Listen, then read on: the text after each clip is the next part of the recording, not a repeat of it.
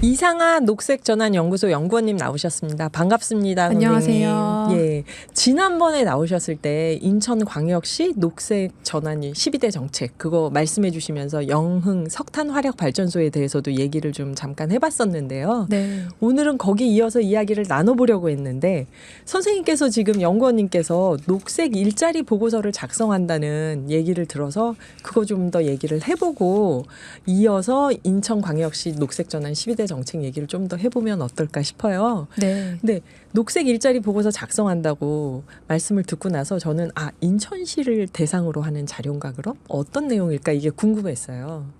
네, 이번에 처음으로 녹색 일자리 연구를 시작하다 보니 네. 모든 지역을 다 하진 못했고요. 네. 이제 전라남도, 충청남도, 광주광역시, 경기도 이렇게 4개 지역을 우선 시작했어요. 네, 인천은 빠졌네요. 네, 그 연구원님 사시는. 네. 저는 경기도민이고요. 그러세요? 인천은 빠졌지만 이제 경기도 내용은 들어가 있고요. 네네. 그리고 지난번에 인천광역시 녹색전환 정책 소개해드렸을 때 작년도에 있었던 6.1 지방선거 대응하기 위해서 네. 시민들이 직접 정책을 만들어보자라고 해서 공론화 과정을 거쳤어요. 그때 17개 지역마다 공통적으로 나왔던 의견이 녹색 일자리가 너무 궁금하다. 그러니까 앞으로 지역의 어떤 경제나 사회가 네. 탄소 중립 사회로 전환이 되면서 일자리도 바뀔 것 같은데 네. 녹색 일자리가 뭐고 그렇다면 내가 할 수 있는가? 탄소 배출을 정말 저감하는 일자리인가? 뭐 이런 여러 가지 질문들이 나왔거든요. 네. 그래서 그 의견을 받아서 이어가지고 녹색 일자리 연구를 시작하게 됐어요.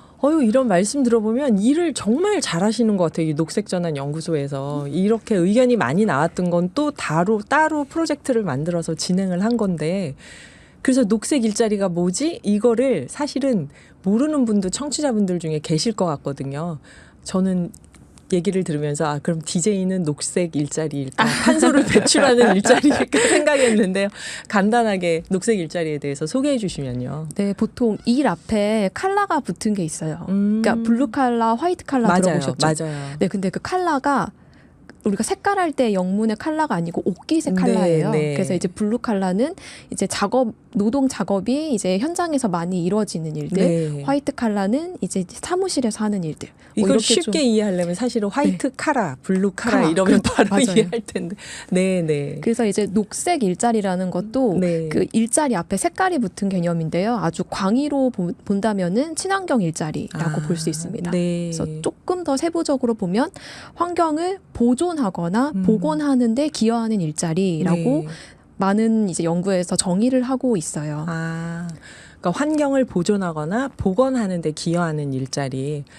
그러면 DJ는 녹색 일자리인지 아닌지 잘 모르겠지만 오늘의 기후 DJ는 잘하면 녹색 일자리가 될 수도 있나요? 네. 역시 이게 참 뭘 정량적으로 평가하기는 되게 어려운데요. 네네.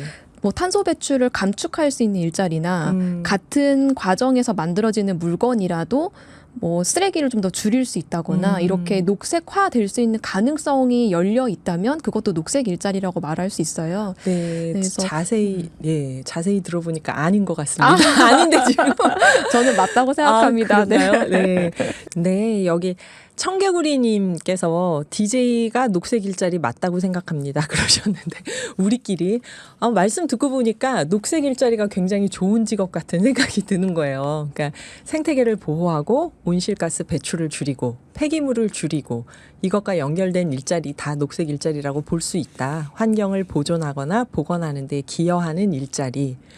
그러면 이렇게 그냥 막연히 생각할 때 그러면 어떤 직종이 녹색 일자리겠지 하고 생각하는 데서 그치지 않고 우리가 항상 너무 이렇게 빨리 잘 사는 나라가 되는 과정에서 생긴 마인드 중에 하나인데 그런 거 신경 쓰다가 지금 경제가 어려운데 혹시 이런 녹색 일자리를 창출해야 한다는 거에 얽매여서 정책을 펴다가 가뜩이나 어려운 경제가 더 어려워지거나 성장이 멈추는 거 아니야? 이런 불안감을 갖는 분들이 또 계실 것 같아요. 그런 분들에게 좀 더 녹색 일자리에 대해서 설명해 주신다면 어떤 얘기가 있을까요? 네, 그 녹색 일자리가 뭐고 얼마나 만들 수 있을까 이런 내용들이 아직 사회에서 잘 공론화되지 않아서 생기는 불안감도 있을 거라고 생각을 해요.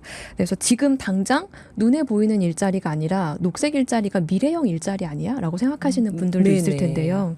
네, 녹색 일자리가 최근에 그 중요성이 커진 재생에너지 관련된 일자리도 있지만 기존의 일자리를 더 녹색화하는 과정에서 만들어진 녹색 일자리도 있거든요. 그래서 예를 들면 네. 건설업 같은 경우 공정 과정에서 녹색 기술이 사실 아직 많진 않아요. 네. 뭐 친환경 자재를 사용한다거나 재활용 자재를 사용한다거나 하는 것들이 현재는 많지 않지만 그래도 결과물을 그린 리모델링이나 저층 주거지 사업 같은 결과물을 만들어내면 네. 만들어진 집이 에너지 소비를 덜 하게 되잖아요. 아, 네. 네, 그래서 이런 건설업도 녹색화하는 과정에 놓일 수 있고요. 그리고 조금 더 쉽게 생각하면 네. 저희가 공공버스 운전하시는 노동자분들이 네. 녹색 일자리가 아닐 거라고 생각하실 수 있지만 그렇죠. 버스는 탄소를 배출하니까. 그렇죠. 네. 그렇죠. 그런데 이제 공공버스가 더 확대되고 그 공공버스가 또 전기버스나 수소버스로 대체되면서 그 일을 하시는 분들도 녹색 일자리로 가실 수 있는 가능성이 열리고 현재도 그렇다고 저는 생각을 하거든요. 네. 그래서 우리 사회에서 녹색 일자리라는 그 범주를 사실 이 친환경 교통이나 대중교통 자전거 관련해서도 이제 네. 좀 더 확장해서 생각해 볼 수 있는 여지도 있다고 생각을 합니다. 아, 그러면 그 4개의 지방자치단체에 녹색 일자리 보고서를 만드시면서 제안하시는 이런 일자리를 더 많이 만들어주세요 하고 구체적으로 제안하시는 게 또 있을까요? 네, 우선은 4개 부문을 중심으로 연구를 했고요. 네. 모든 걸 다 열어놓고 하기엔 너무 종류가 많아서요. 그래서 이제 재생에너지 관련된 일자리, 네. 그리고 이제 그린 리모델링 관련된 일자리, 공공버스와 자전거 관련된 일자리 네. 크게 4개로 잡았어요. 이렇게 예. 4개로 잡은 이유는 우리가 시민들의 삶의 아주 기본적인 요소들이거든요. 네. 에너지를 쓰는 것, 그리고 안전한 집에 거주하는 것, 그리고 내가 어딘가 이동하고자 할 때 나의 발이 되어줄 수 있는 기본적인 교통수단을 갖추는 것. 네. 그래서 이 4가지 분야에서 온실가스를 얼마나 줄일 수 있고 또 일자리가 얼마나 만들어지는지를 연구했습니다. 아, 네. 이 보고서를 다른 지방자치단체에서도 필요로 할 것 같습니다. 이게 그 4군데뿐만 아니라 시간이 조금만 어디서 성과가 나와도 다른 데서 충분히 따라할 수 있는 일이라고 생각이 되고 의미 있는 작업이라는 생각이 드는데요. 이런 보고서 작성하시느라 바쁘셨을 텐데 오늘 출연해 주셔서 감사합니다. 감사합니다.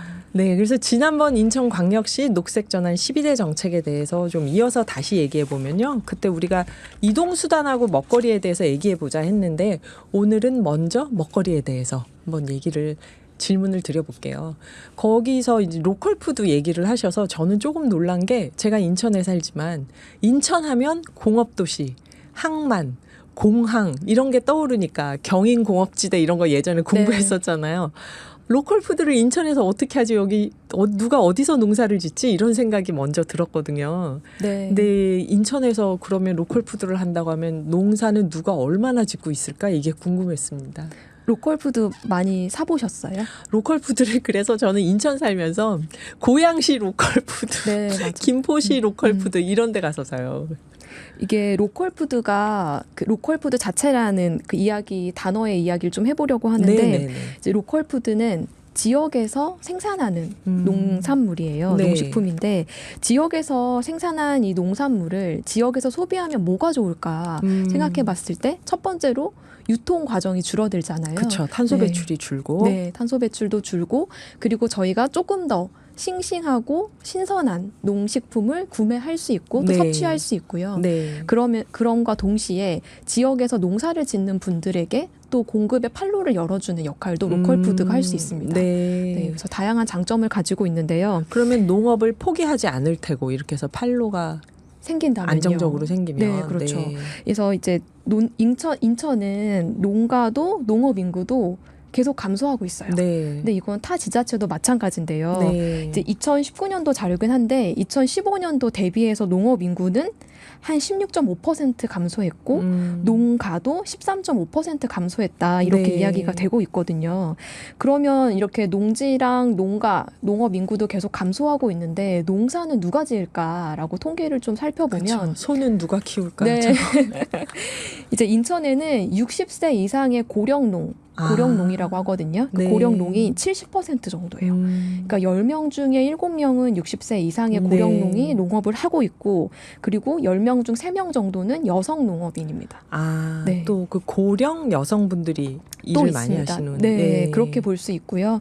이제 이런 통계를 보는 이유가 먹거리가 삶의 필수적인 요소라고 이야기를 하는데 네. 그렇다면 이 지역에서 얼마나 공급하고 얼마나 생산하고 이걸 지속 가능하게 먹거리로 끌고 갈 수 있을까에 대한 고민을 해보기 위함이에요. 네. 현재는 농업인과 농지 면적은 계속 줄고 있고 그리고 이제 고령농도 늘고 있다라는 이런 추세를 좀 볼 수 있습니다. 예, 농업이 사실 젊은 사람한테도 힘든 일인데 이게 어떻게 가능할까 하고 보면은 아마 연구원님 이 연구에 포함되는 이야기이겠지만 외국인 노동자들이 그 인력을 또 채우는 거겠죠.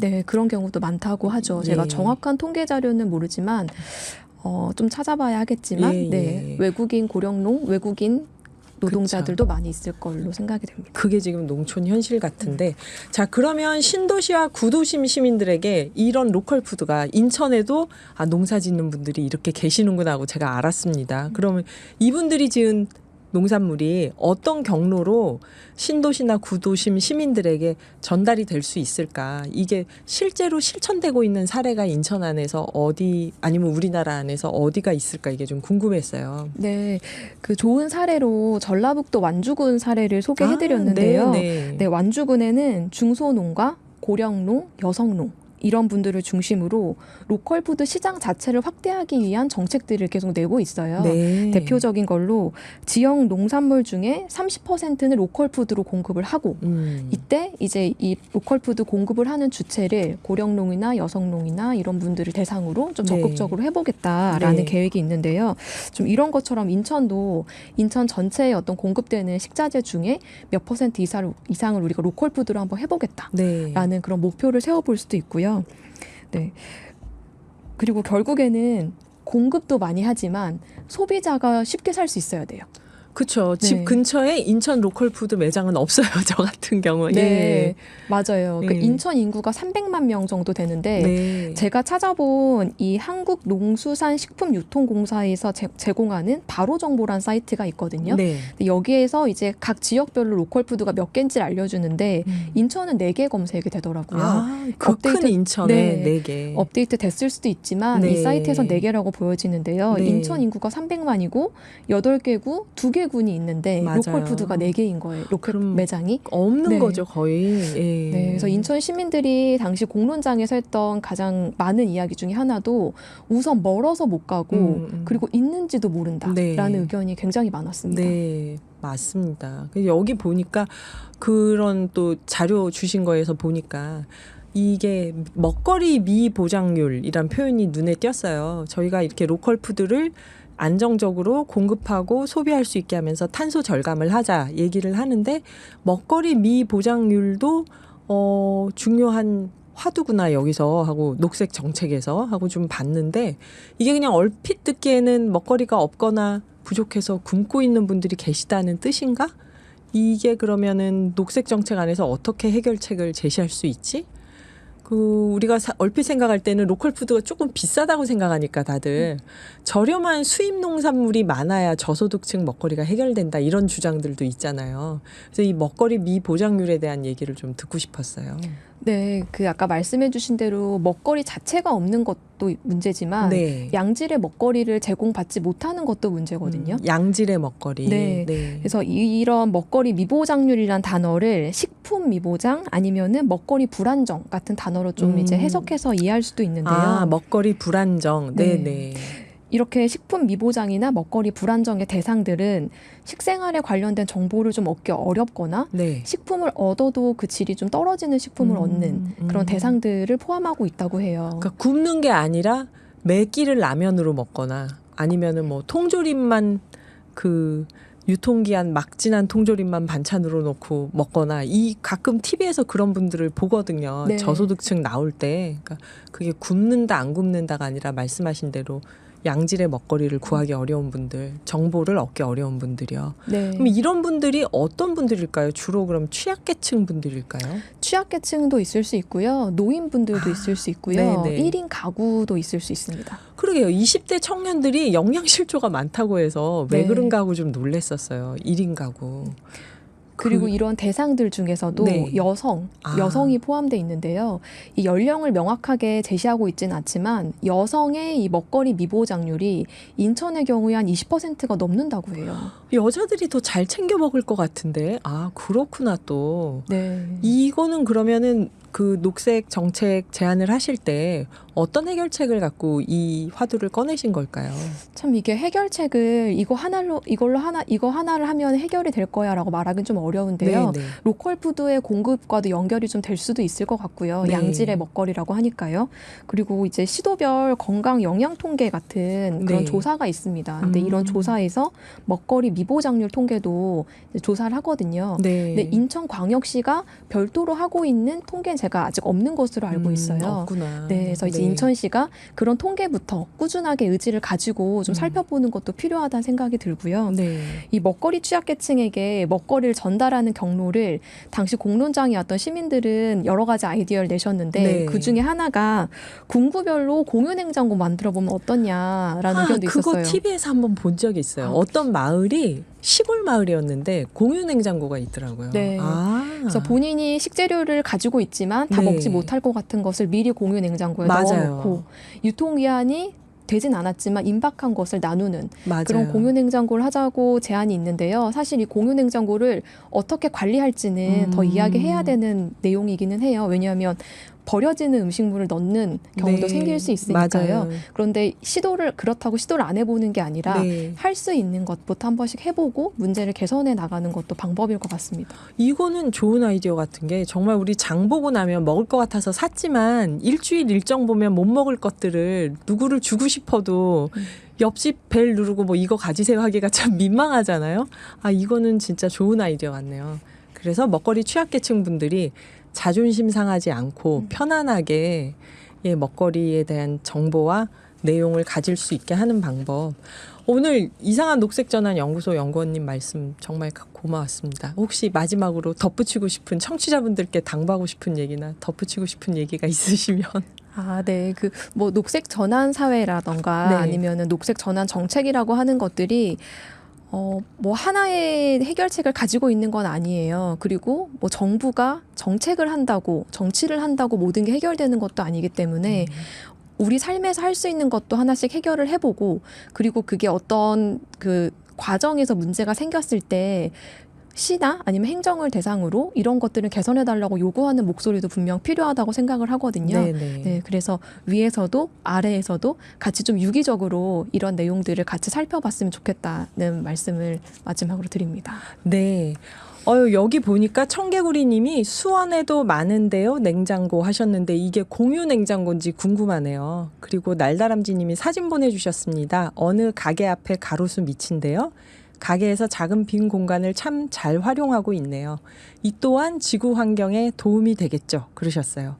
9039님은 습관처럼 11시에 들어오셨습니까? 그래도 이상하 연구원님 인터뷰를 들으셔서 다행입니다. 깜빡했어요. 남은 시간 잘 들을게요 하셨는데요. 감사합니다. 그러면 노래 한 곡 듣고 다시 뵐게요. 양수경의 노래입니다. 진짜 오랜만이죠. 외면.